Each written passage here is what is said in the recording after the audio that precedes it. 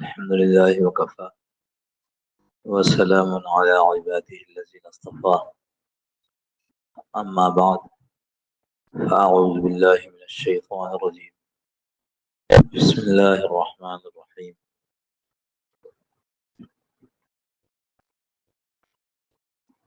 يوم لا ينفع مال ولا بنون إلا من أتى الله بقلب سليم صدق الله مولانا العظيم وصدق رسوله النبي الكريم ونحن على ذلك لمن الشاهدين والشاكرين والحمد لله رب العالمين.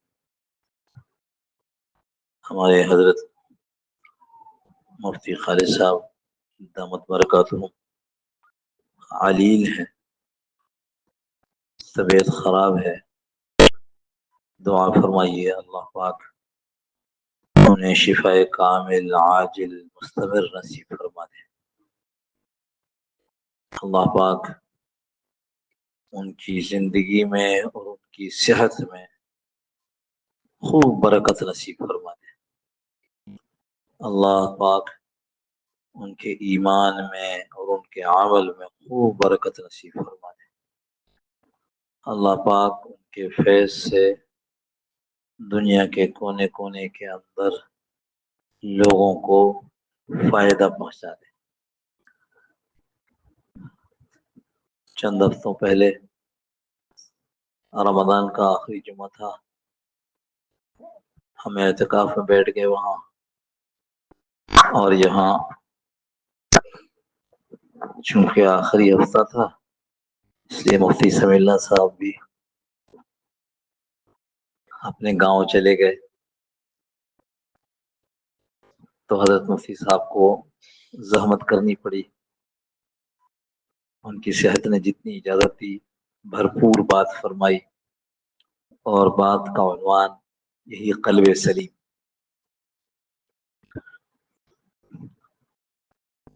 اردو زبان میں سلیم سلامت والا، لیکن یہ سلامت والا دل کیسا ہوتا ہے؟ ہم یہ سمجھتے ہیں کہ اس کی ہارٹ بیٹ، اس کی بلڈ پمپنگ صحیح ہوگی. سلامت دل، انگریزی والوں نے اس کا ترجمہ کیا ہول سم، یعنی ثابت. لیکن بعض چیزیں سمجھنے کے لیے ان کا الٹ سمجھنا پڑتا ہے.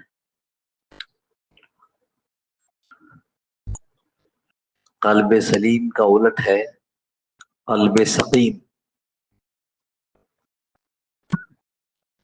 جب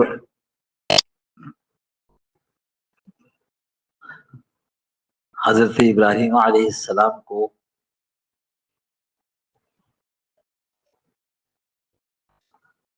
علاقے والوں نے کہا کہ چلو بڑا میلہ ہے، ہم سب اس میں جاتے ہیں، تم بھی چلو. تو ابراہیم علیہ السلام نے ایک توریہ کیا. توریہ کسی بات کو اس طرح کہنا کہ ہم تو اپنی بات کہے اور سمجھنے والا اس کو کسی دوسری طرف لے جاوے. اگر ظاہری انداز سے دیکھا جائے تو یہ لگے گا کہ جھوٹ بول رہے ہیں، لیکن ایسا نہیں ہوتا. اپنے انداز سے بات کہی جاتی ہے. ابراہیم علیہ السلام نے ایسے آسمانوں کو دیکھا تو ہم جب آسمانوں کو دیکھتے ہیں تو ہمارا مطمع نظر اپنے رب کی طرف رجوع ہوتا ہے.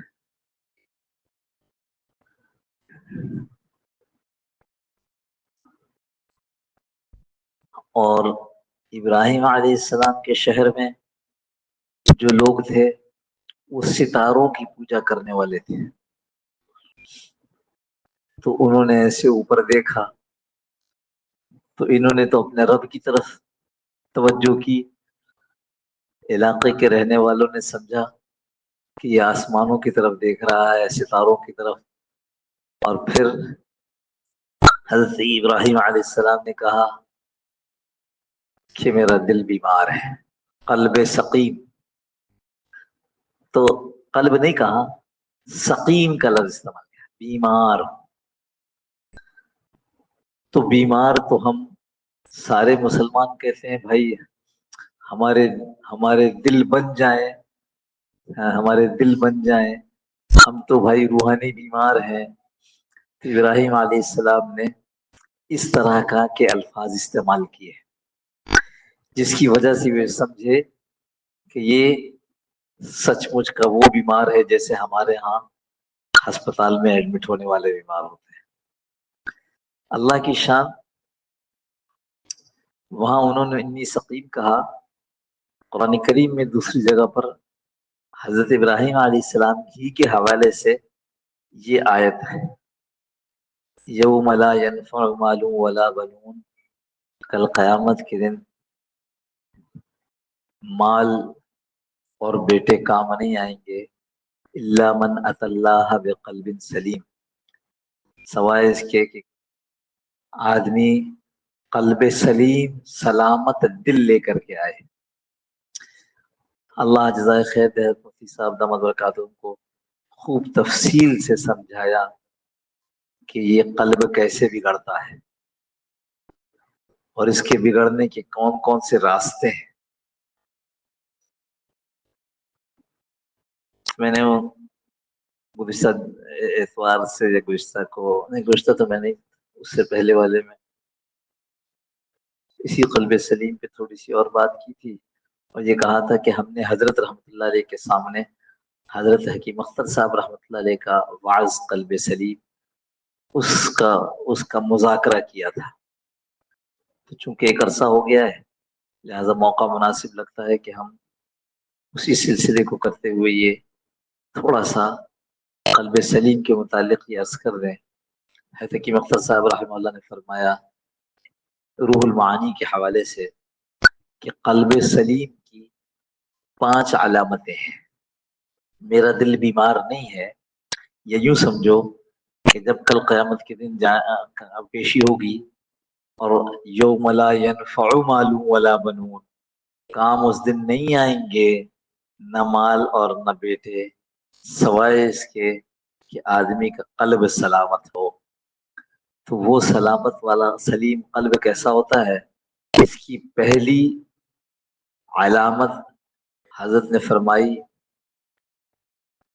الذی ينفق ماله فی سبیل البر. قلب سلیم والے لوگ جو ہوتے ہیں وہ اپنے مال کو نیکی کے راستے میں خرچ کرتے ہیں. دیکھو وہاں کیا تھا، یوم لا ينفع مال ولا بنون، تو پہلے مال کا تذکرہ ہے کہ جس آدمی کو اللہ نے مال دیا ہے کہہ رہے یہ مال کام نہیں آئے گا، ہاں قلب سلیم کام آئے گا. تو کون سا مال کام نہیں آئے گا؟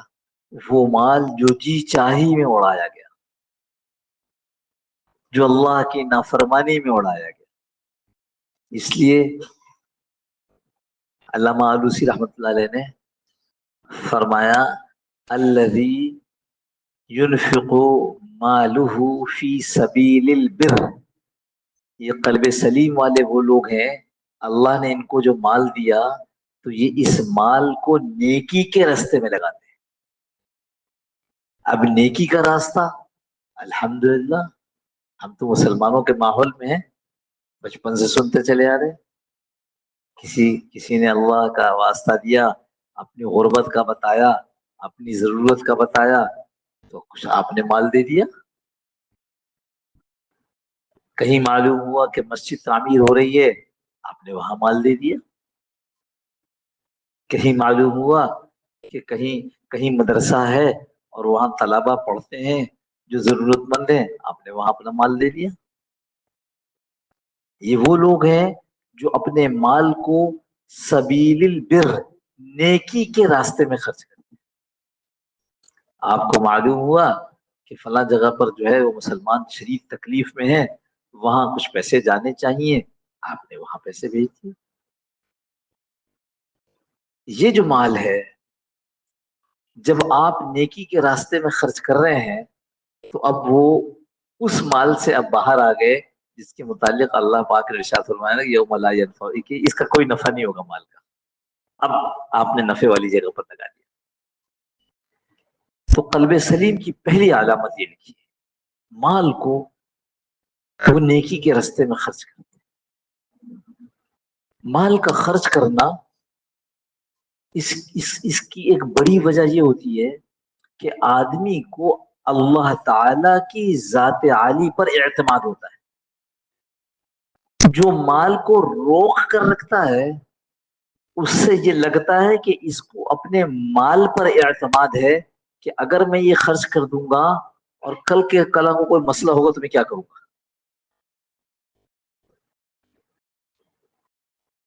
اس واسطے بہت خیال کرنا چاہیے.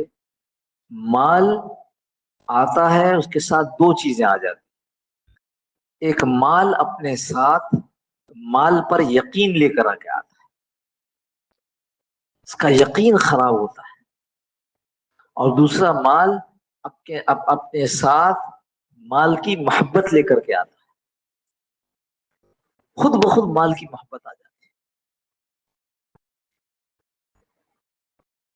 اور یہ بات یاد رکھیے گا، اللہ کا ولی اس وقت تک اللہ کا ولی نہیں ہوتا جب تک کہ وہ بہت زیادہ کیا کہیں فضول خرچی کو الٹ کو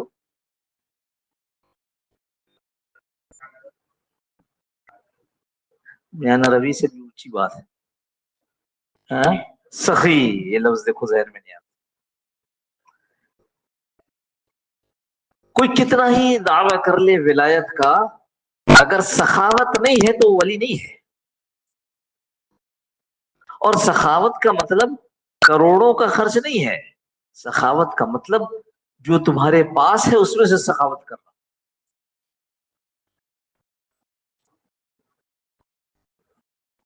اس لیے پہلی علامت کسی کے قلب کے سلیم ہونے کی یہ ہے کہ وہ اپنے مال کے اوپر اعتماد نہیں کرتا، اللہ پر اعتماد کرتا ہے. وہ اپنے مال کی محبت میں مبتلا نہیں ہے بلکہ وہ مال آتا جاتا ہے اور خرچ کرتا رہتا ہے. میں نے پہلے بھی شاید کبھی عرض کیا ہو،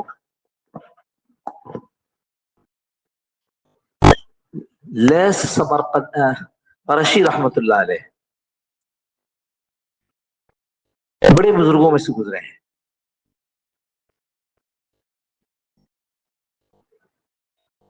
روزانہ کی آمدنی 1000 تھی، درہم یا دینار جو بھی اس زمانے میں. کتنا جی؟ 1000. تو مہینے میں ہو گئے اور سال میں 365 دن کے لگا لو 365,000. اور لکھا ہے پوری زندگی میں کبھی ان پر زکوٰۃ فرض نہیں ہوئی. آیا خرچ کیا، آیا خرچ کیا، آیا خرچ کیا. لہذا جب سال پورا ہوتا تھا تو اس وقت ان کے پاس کچھ ہوتا ہی نہیں تھا کہ تو کہیں کہ ان کے اوپر زکوٰۃ فرض ہو گئی. دوسری نشانی جو لکھی ہے وہ ہے الذی یرشد بنیہ الی الحق. وہاں یوم لا ينفع مال ولا بنون، مال بھی کام نہیں ہے کہ بیٹے بھی. کون سے؟ یہ والے جو کہ ہم دنیا سے دنیا جو کہ ہم اللہ سے غافل کرتے ہیں. یہاں کیا فرما رہے ہیں؟ الذی یرشد بنیہ الی الحق، اپنے اولاد کو اپنے بیٹے بیٹوں کو حق کا راستہ دکھاتے ہیں، ان کی تربیت کرتے ہیں. یرشد اس طرف لگاتے ہیں. رشد و ہدایت سنا ہوگا نا آپ نے. وہ اپنے بچوں کو کس طرح کی ہدایت کرتے ہیں؟ حق کی ہدایت. اور یہ اتنا بڑا مسئلہ ہے اس وقت میں ہمارے پاس کہ ہمارے بچے کی دنیا میں آنے کے بعد یہ سوچنا شروع کرتے ہیں کہ آج کل اسکول ان کے پاس لائن لمبی ہوتی ہے تو دیکھو کتنی جلدی ہم اس اسکول میں کم از کم نام لکھوا دیں تاکہ جب یہ 2.5 سال کا ہو تو وہاں جا سکے. اور اسکول کا مقصد ہمارے ہاں صرف کمائی. اسکول والوں کی کمائی کی بات نہیں کر رہا ہوں. ہم اپنے بچے کو اس نیت سے پڑھاتے ہیں کہ یہ پڑھے گا تو کچھ کمائے گا.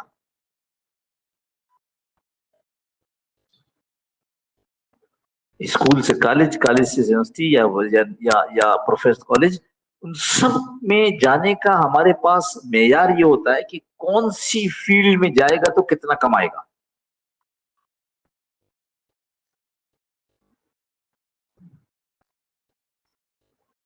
اور یہ ایسا دھوکہ ہے، ایسا دھوکہ ہے کہ مال تو آ رہا ہے آپ کے مقدر سے، اور سمجھ یہ رہے ہیں کہ مال آ رہا ہے میری ڈگری سے، مال آ رہا ہے میری ملازمت سے. اتنا بڑا دھوکہ ہے.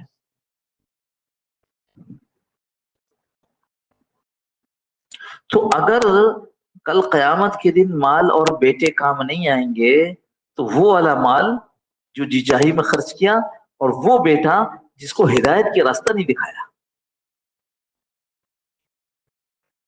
اس کو راستے وہ دکھائے جس سے مال بنتا ہو.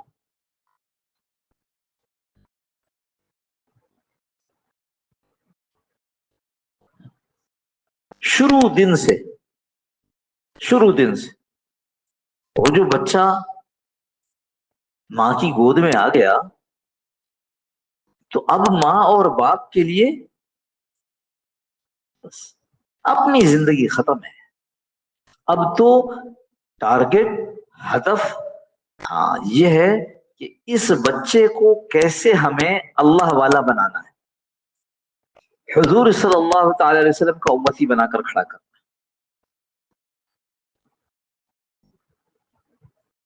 کتنی دفعہ آپ نے سنا ہوگا والی افغانستان کا قصہ، بہت مشہور ہے، پرانی بات ہے. کہیں شورش تھی، کہیں جنگ کا معاملہ تھا، شہزادے کو بھیج دیا، اور شہزادے کو بھیج دیا فوج یا جو لشکر لے کر کے، اور وہاں سے اس کے بعد خبر آئی کہ فوج ہار گئی ہے ہماری اور شہزادہ بھاگ گیا ہے. جب دربار میں یہ خبر پہنچی ہے تو بادشاہ نے اٹھ کر اپنے محل میں جا کر بی بی کو بتایا کہ تمہارے بیٹے نے یہ کارنامہ کیا ہے، جنگ بھی ہار گیا اور میدان جنگ سے شکست کھا کر بھاگ گیا. اور بی بی نے کہا یہ خبر ٹھیک نہیں ہے، یہ خبر ٹھیک نہیں ہے. کچھ ہی دن گزرے کہ معلوم ہوا واقعی وہ خبر غلط تھی. شہزادہ تو پوری جنگ جیت کر اور اپنے لشکر سمیت واپس آ رہا ہے. تو یہ والی افغانستان کے متعلق لکھا ہے کہ وہ والی اپنی بیگم کے پاس گیا اور اس نے کہا کہ تم نے کیسے اتنے یقین کے ساتھ کہہ دیا تھا کہ یہ بیٹا تمہارا جو ہے ایسا میدان جنگ سے نہیں بھاگ سکتا. تو اس نے کہا، جو تاریخ میں جو بات نقل کی گئی ہے وہ یہ، اس نے کہا جب میں نے اپنے پیٹ میں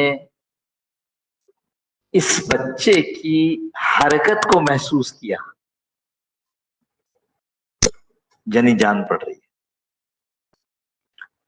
میں نے کبھی بھی نہ تو خود بے وضو کھانا کھایا ہے اور نہ اس کو بے وضو دودھ پلایا ہے.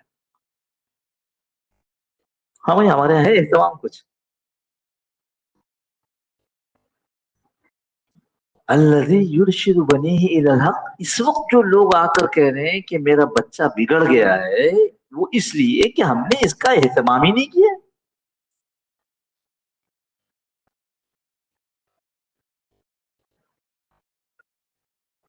جس بچے کی کا نکاح ہے اس کو بٹھا کر سمجھاؤ کیسے جانا ہے، کیسے ملنا ہے، ہاں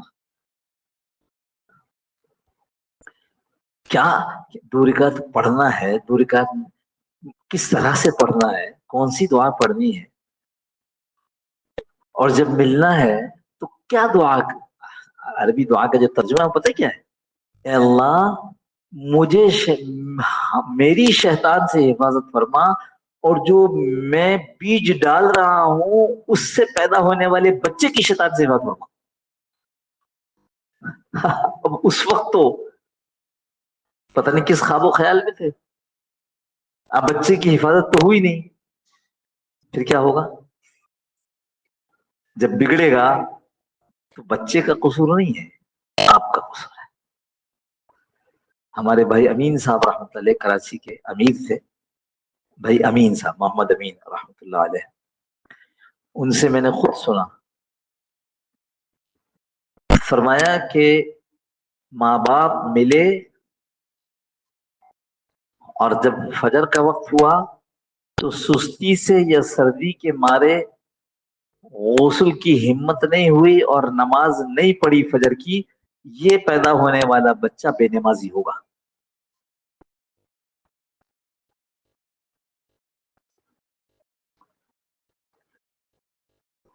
الذی یرشد بنیہ الی الحق، جو قلب سلیم والے ہیں ان کی دوسری علامت یہ ہے کہ وہ اپنے بچوں کی ہدایت کا، اپنے بچوں کے نیک بننے کا نظام بناتے ہیں۔ تیسری علامت لکھی ہے،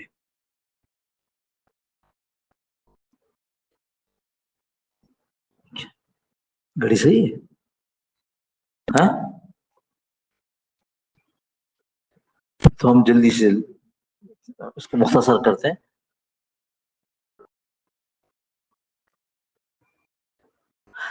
تیسری علامت لکھی ہے الذین یکون قلبہ خالیا من غلابت الشہوات، اس کا دل، اس آدمی کا جو شہوت کی چیزیں ہیں، حرص کی، ہوس کی، مال کی ہوس، عہدے کی ہوس، ہاں، دنیا کی کمائی کی ہوس یا اور چیزوں کی ہوس، ان سے خالی ہوتا ہے، یہ قناعت والا آدمی ہوتا ہے۔ اس کو اگر حرص ہے تو نیکی کی حرص ہے، اس کو اگر لالچ ہے تو اس بات کی کہ کیسے میں اللہ کے قریب ہو جاؤں۔ اور چوتھی علامت لکھی ہے الذی یکون قلبہ خالیا عن العقائد الباطلہ، جو غلط قسم کے عقیدے ہوتے ہیں ان عقیدوں سے اس کا دل پاک ہوتا ہے۔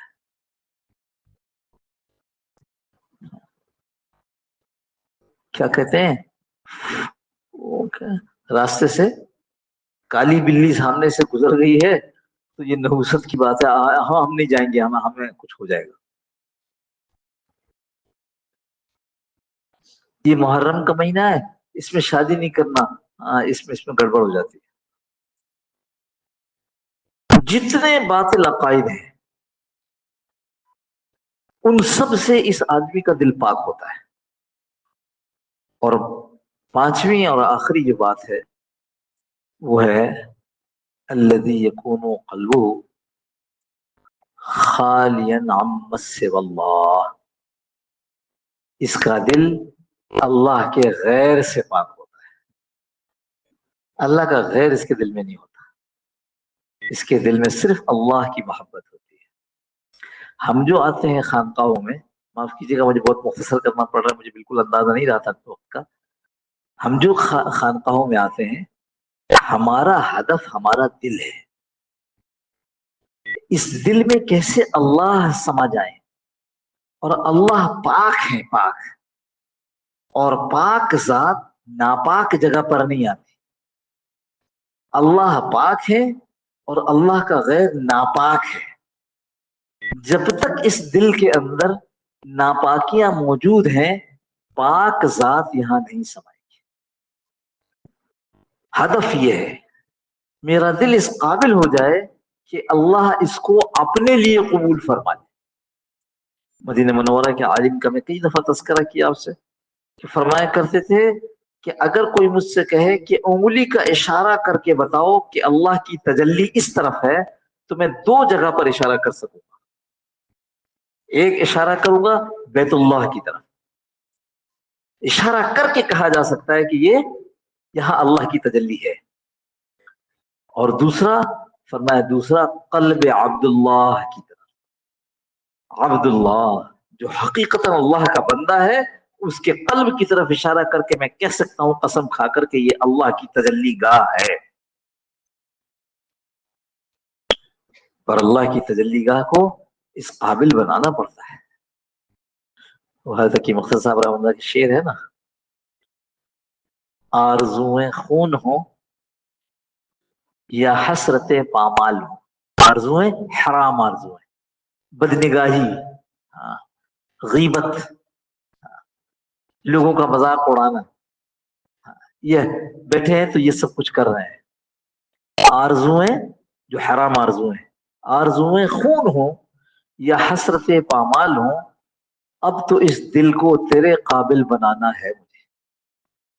خانقاہوں میں آدمی کو ایک ہمت عطا ہوتی ہے، اور اس ہمت کی وجہ سے وہ گناہوں سے رک جاتا ہے، حرام سے رک جاتا ہے.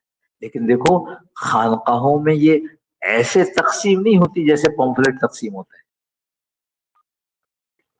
خانقاہوں میں جب لوگ اللہ والوں سے تعلق قائم کر لیتے ہیں اور پھر ان سے اپنی اپنی انہی بیماریوں کی اصلاح کے لیے خطوط لکھتے ہیں، سامنے آ کر بتلاتے ہیں، فون پر بتلاتے ہیں، اور جو کچھ بیماری کا علاج بتایا جاتا ہے اس علاج کو پورا کرتے ہیں، پھر وہ دل اس قابل بن جاتا ہے کہ وہاں اللہ کی تجلی آ جائے. اس لیے کوئی یہ نہ سوچے کہ میں چونکہ اتوار کے اتوار آتا ہوں، نہ، ٹھیک ہے یہ ایک صحبت ہے، اس کا ثواب بھی ملے گا، اس کے اثرات بھی پڑیں گے، لیکن قلب کی اصلاح کے لیے ایک مزکی کا ہونا ضروری ہے، وہ جو تزکیہ کرے قلب. تو الحمدللہ اللہ کا شکر ہے ہم اس شہر کے اندر حضرت موجود ہے گھر پہ. طبیعت خراب ہے، ٹھیک ہے، چلنا پھرنا ذرا ان کا مشکل ہوتا ہے، ملاقات کر سکتے ہیں، ملاقات کر کے خط دے سکتے ہیں.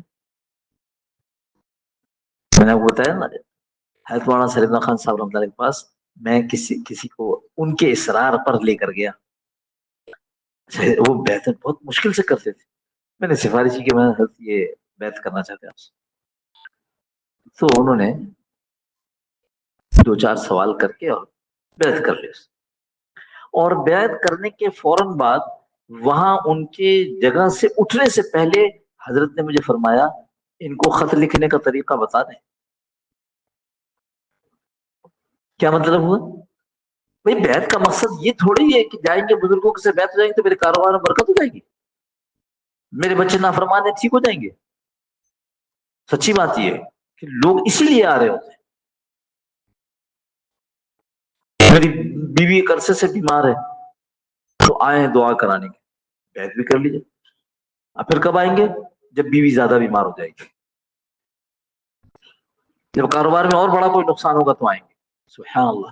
ہم اللہ والوں سے اس لیے بیعت کرتے ہیں، ان سے اس لیے تعلق کرتے ہیں تاکہ ہماری روحانی بیماریاں وہ دور کر دیں. اور وہ دور نہیں کریں گے، کرنے والی ذات کون سی ہے؟ اللہ ہے. وہ آپ کو وہ طریقے بتائیں گے جن سے وہ چیزیں دور ہوتی ہیں. اللہ پاک مجھے اور آپ کو صحیح نیت اور صحیح مقصد کے ساتھ اللہ والوں سے تعلق قائم کرنے کی توفیق نصیب فرمائے. اللهم صل على سيدنا مولانا محمد النبي الأمي وعلى آله وسلم تسليما كثيرا كثيرا. اللهم ربنا تقبل منا إنك أنت السميع العليم وتب علينا يا مولانا إنك أنت التواب الرحيم. وصلى الله تعالى على خير خلقه محمد وعلى آله وصحبه أجمعين. آمين آمين آمين برحمتك يا رحمة. جزاكم الله خير. السلام عليكم.